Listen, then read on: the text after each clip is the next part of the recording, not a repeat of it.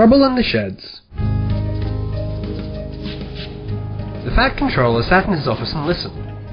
The Fat Controller frowned and said, "What a nuisance passengers are. How can I work with all this noise?" The station master knocked and came in, looking worried.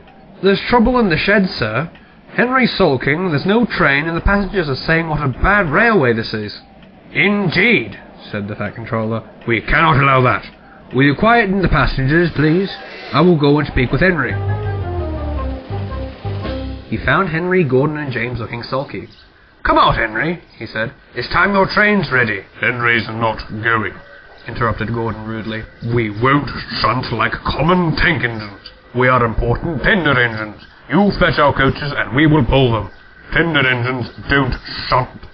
And all three engines let off steam in a cheeky way.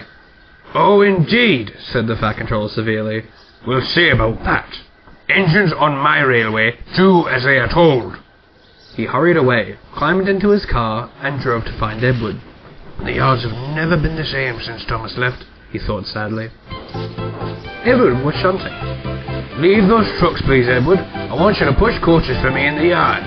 "Thank you, sir. That will be a nice change." "That's a good engine," said the Fat Controller kindly. "Off you go, then." So Edward found coaches for the three engines, and that day the trains ran as usual. But when the Fat Controller came next morning, Edward looked unhappy. Gordon came clanking past, hissing rudely. "Bless me," said the Fat Controller. "What a noise!" "They all hiss me, sir," answered Edward sadly. They say tender engines don't shunt, and last night they said I have black wheels. I haven't I, sir?" "No, Edward, you have nice blue ones, and I am proud of you. Tender engines do shunt. But all the same, you'd be happier in your own yard. We need a tank engine here." So he went to an engine workshop.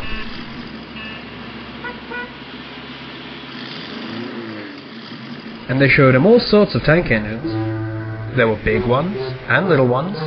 Some looked happy, some looked sad, and some looked anxiously, hoping he would choose them.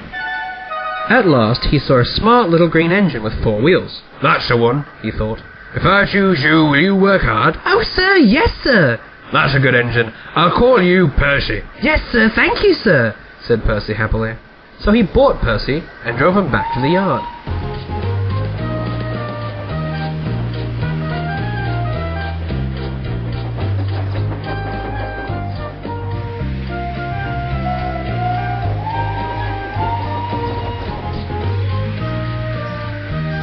"Edward," he called, "here's Percy. Will you show him everything?" Percy soon learned what he had to do, and they had a happy afternoon. Once Henry came by, hissing as usual. Henry jumped and ran back to the shed. "How beautifully you wished him," laughed Edward. "I can't wish like that." "Oh," said Percy modestly. "That's nothing. You should hear them in the workshop. You have to wish loudly just to make yourself heard." Next morning, Thomas arrived. "The Fat Controller's sent for me. I expect he wants help," he said importantly to Edward. "Shh, here he comes." "Well done, Thomas, you've been quick. Listen, Henry and Gordon and James are sulking. They say they won't shunt like common tank engines, so I've shut them up. I want you both to run the line." "Common tank engines indeed," snorted Thomas. "We'll show them." "And Percy here will help you too," said the Fat Controller. "Oh, sir, yes, sir, please, sir," answered Percy excitedly. Edward and Thomas worked the line, starting at opposite ends. They pulled trains, whistling cheerfully to each other as they passed. Percy sometimes puffed along the branch line. Thomas was anxious, but both driver and guard promised to take care of Annie and Clarabelle. There were fewer trains, but the passengers didn't mind. They knew that the 3 other engines were having a lesson. Henry, Gordon, and James stayed shut in the shed, and were cold, lonely, and miserable. They wished now they hadn't been so silly. Henry, Gordon, and James were shut up for several days. At last, the Fat Controller opened the shed. "I hope you are sorry," he said sternly, "and understand you are not so important after all. Thomas, Edward and Percy have worked the line very nicely.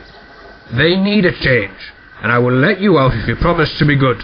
Yes, sir, said the 3 engines. We will. That's right. But remember that this no shunting nonsense must stop. He told Edward, Thomas and Percy that they could go play on the branch line for a few days. They ran off happily and found Annie and Clarabelle at the junction. The 2 coaches were pleased to see Thomas again, and he took them for a run at once. Edward and Percy played with trucks. Stop, stop, stop! Screamed the trucks as they were pushed into their proper sidings. But the 2 engines laughed, and they went on shunting till the trucks were tidily arranged. Next, Edward took some empty trucks to the quarry, and Percy was left alone. Percy didn't mind a bit. He liked watching trains and being cheeky to the engines. Hurry, hurry, hurry! He would call to them. Gordon, Henry and James got very cross. After a while, he took some trucks over the main line to another siding. When they were tidy, he ran onto the main line again, and he waited for the signalman to set the points so that he could come cross back to the yard. Edward warned Percy, "Be careful on the main line, whistle to tell the signalman you are there." But Percy didn't remember to whistle, and the signalman was so busy he forgot Percy. The bell rang inside the signal box. The man answered, saying the line was clear, and he set the signals for the next train. Percy waited and waited. The points were still against him. He looked along the main line. Beep, beep, he whistled in horror, for rushing straight towards him was Gordon with the express. Boop, boop, boop, boop, boop, boop, whistled Gordon. His driver shut off steam and applied the brakes. Percy's driver turned back on full steam. Back, Percy, back, he urged, but Percy's wheels wouldn't turn quickly. Gordon was coming so fast that it seemed he couldn't stop. With shut eyes, Percy waited for the crash. His driving fireman jumped clear. Groaned Gordon. Get out of my way! Percy opened his eyes. Gordon had stopped with Percy's buffers a few inches from his own, but Percy had begun to move. I won't stay here! I'll run away! He puffed. He was soon clear of the station and running as fast as he could. He went through Edward Station whistling loudly. He was so frightened that he ran right up Gordon's hill without stopping. He was tired then and wanted to stop, but he couldn't. He had no driver to shut off steam and apply the brakes. I shall have to run on till my wheels wear out, he thought sadly. Oh dear, I want to stop, I want to stop, he puffed in a tired sort of way. He passed the signal box. I know what you want, little Percy, called the man kindly. He set the points, and Percy puffed wearily onto an empty siding, ending in a steep bank of earth. Percy was too tired now to care where he went. I want to stop. I want to stop. I have stopped, he puffed thankfully. His bunker buried itself in the bank. Never mind, Percy, said the workmen as they dug him out. You shall have a drink and some coal. Then you'll feel better. Presently, Gordon arrived. Well done, Percy. You started so quickly you stopped a nasty accident. I'm sorry I was cheeky, said Percy. You were clever to stop. Percy now works in the yard and finds coaches for the trains. He's still cheeky because he's that sort of engine, but he's always most careful when he goes on the main line.